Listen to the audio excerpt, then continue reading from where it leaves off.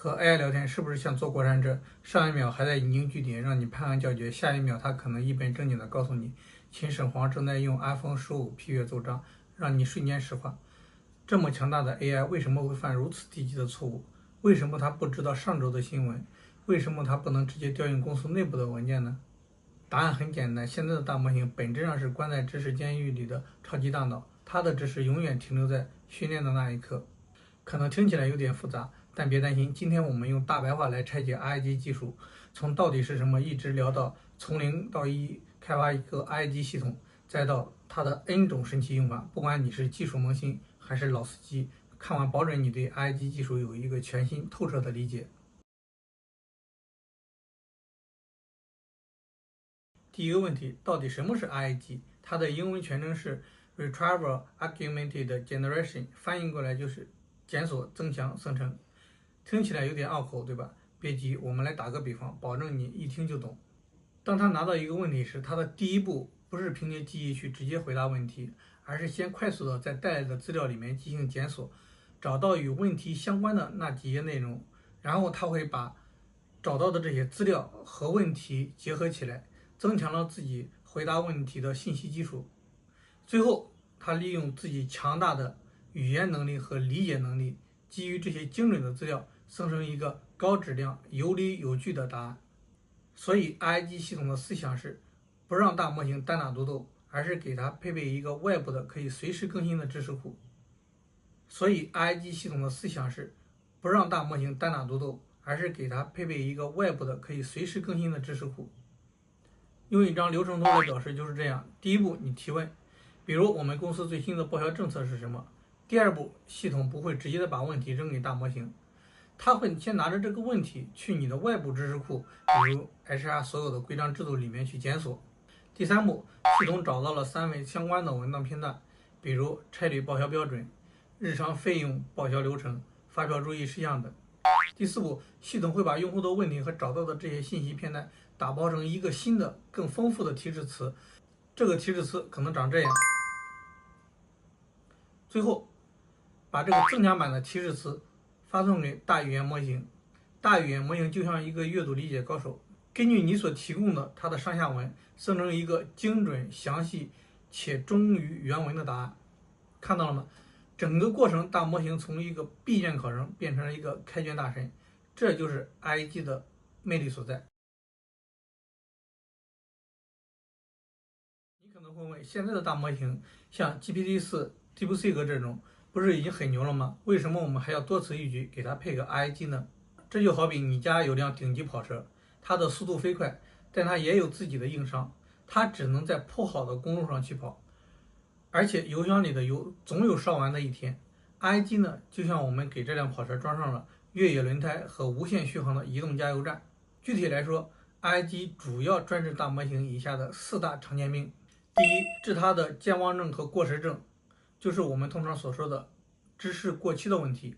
你看，每个大模型它肚子里的知识其实都被速冻在它出生的那个时间点，想给它更新，那成本太高了，得花几千万美金，还要等好几个月。但是 IIG 是怎么解决的呢？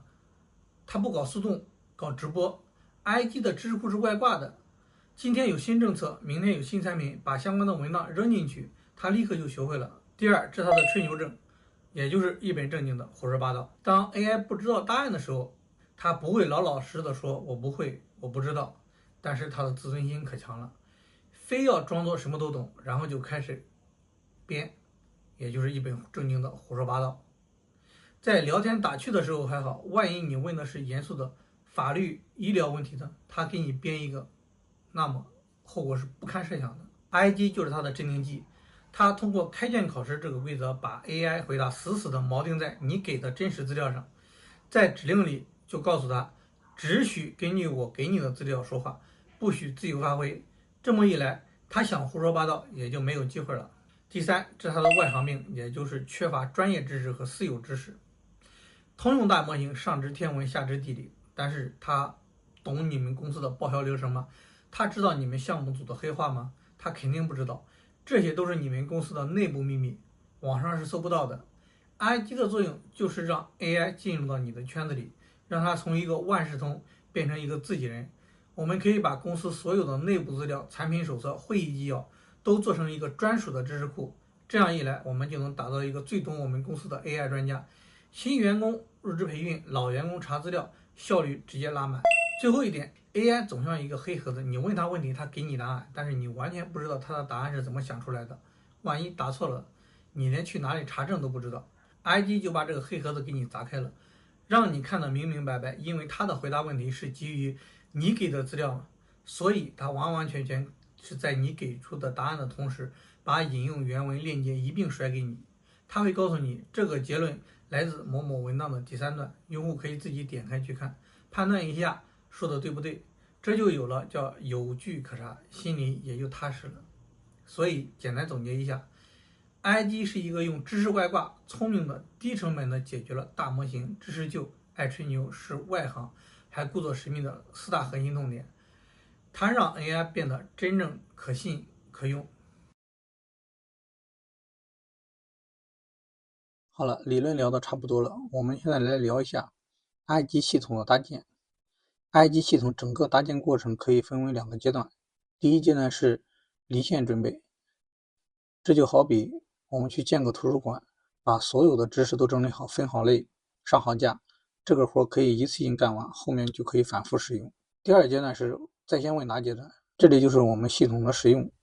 当用户进来提问时，我们的图书管理员，也就是我们的 IG 系统，如何快速找到答案。现在我们来看一下第一阶段，离线准备阶段。在这个阶段呢，主要是体力活，也就是一些技术活，但是它决定了你的 IG 系统聪不聪明。首先第一步，我们要完成数据加载，说白了就是你要把你想让 IG 学习的资料都搬到 IG 系统里面去。你的资料在哪呢？这些各部门的 PDF、Word 文档，还有公司官网或其他的一些资料，不管在哪里，我们第一步把它们找到，然后读取到系统里面去。第2步，数据清洗，这里呢就是我们把我们的原始资料里面的一些垃圾信息都给清理掉，就是你买来的书或者找回来的资料可能带有广告插页、页眉页脚，还有一些排版乱七八糟的东西，这些信息对于 AI 的理解是有相当大的干扰，所以我们就要把它给清理干净，这样呢让文本变得更纯粹一些。这一步很繁琐，但是它最终影响着我们 IG 系统的最终结果。第3步，文本分块。文本分块是什么呢？就是我们要把一些长篇大论的文档切成一个个大小适中、意思完整的知识卡片，也就是我们所说的创客。为什么要切呢？你想，我们不可能把一本500页的厚书塞给 AI， 它也一次性读不完，这时我们就得把它切开。具体怎么切呢？通常有3种方法。第一种是最无脑的切法，就是我们按固定的字数来切，比如200字、500字这样去切。但是这种呢，有一个不好的问题，就是可能有一句话到了中间就被切断了，那么我们拿到句子的意思也可能会发生变化。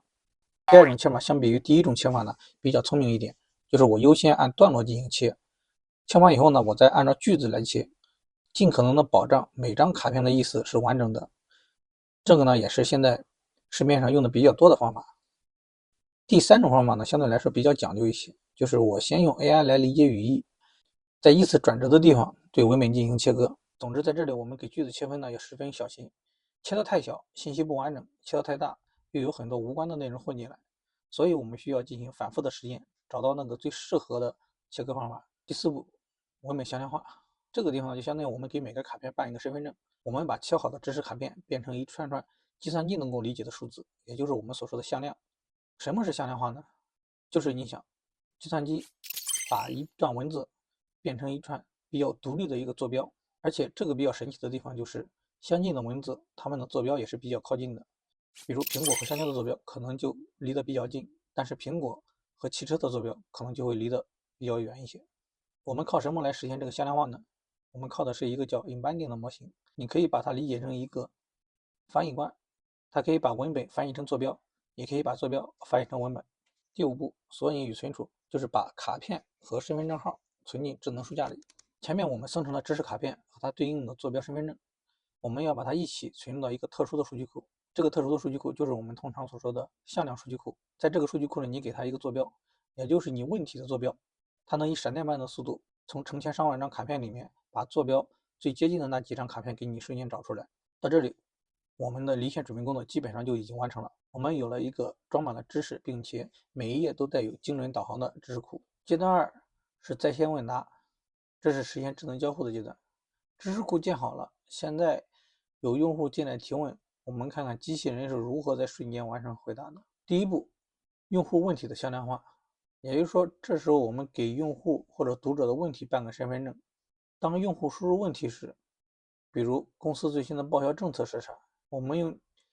阶段1第4步完全一样的用班底模型把这个问题也生成一组坐标。在这里需要注意的是，生成问题坐标和生成知识卡片坐标必须使用同一个硬班底模型，否则的话你无法生成一致的坐标。第2步是向量检索，这个时候呢，我们就拿着第1步里面生成的问题坐标到我们的知识库里面去找，然后向量数据库就会把相似度最高的那几个知识卡片递给你，比如我们可以设为最相关的5张或者10张，也可能是3张。第3步是提示词工程，相当于是给 AI 准备一张小抄，这是我们的临门一脚，我们不能直接把问题和找到的资料一股脑扔给大模型。这张小抄通常长这样，我们给了 AI 清晰的角色、任务、信息来源和行为准则。第4步，调用大模型生成答案。我们把上一步精心准备的小抄发给大模型，比如 GPT-4、DeepSeek 等。大模型它会出色的完成这个阅读理解任务，生成一个比较精准、流畅还忠于原文的答案。第5步，后处理与引用，就是我们要告诉读者答案出自何处。在你把答案呈现给用户之前，还需要多做一步，那就是在 AI 生成答案的下面附上参考文献，比如某某公司拆理报销标准3.0第2段日常费用报销流程等。这一步会直接把用户的信任感拉满，用户知道你的答案不是凭空而来的，而且可以去根据你提供的参考信息、参考文献去进行查证。以上是我们从0到1组装一套 IIG 系统的全过程。你看，这里虽然步骤很多，但是每一步的逻辑是不是都还是挺清晰的？它就是一套严谨的让 AI 变成靠谱的工业级流水线。咱们聊了这么多 IIG 的理论和技术，那么这玩意儿到底能干啥？说真的，它的应用场景几乎是没有做不到，只有想不到。最经典的用法，企业里的全科百科书，把公司的所有的文档都扔进 IIG 系统里面，新老员工想查资料、问政策，AI 助手都能7×24小时秒回，而且答案精准。把产品手册、常见的问题解答、历史工单都喂给 IIG，AI 系统能快速准确地回答绝大多数的问题，大大解放人力。你所有的笔记、文章、电子书都能构成一个个人 IIG 系统。想要回忆某个知识点，直接问你的 AI 大脑就行。科研人员能够利用 IIG 快速的定位论文的核心，比如海量资料，律师、法务能够快速的找到相关的法律依据和相似的案例。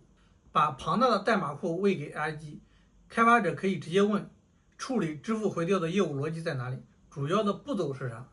除了上面这些常见的 IIG，还有很多你可能没想到的创意玩法。医疗领域的智能副驾，把海量的医疗文献、临床指南等构建成 IIG，医生在问诊的时候 ，IIG 能够快速的提供鉴别诊断、治疗方案作为参考。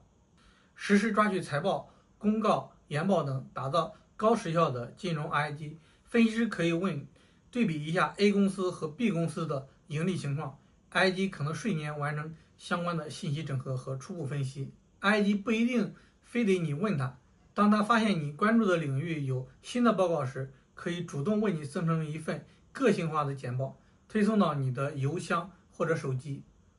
IIG 不仅能检索文字，还能检索图片、音频、视频、表格。当你问给我看看去年第3季度销售额最高的产品的介绍和图片时，IIG 不仅能够检索出文字，还能直接找出产品图片和相关的数据。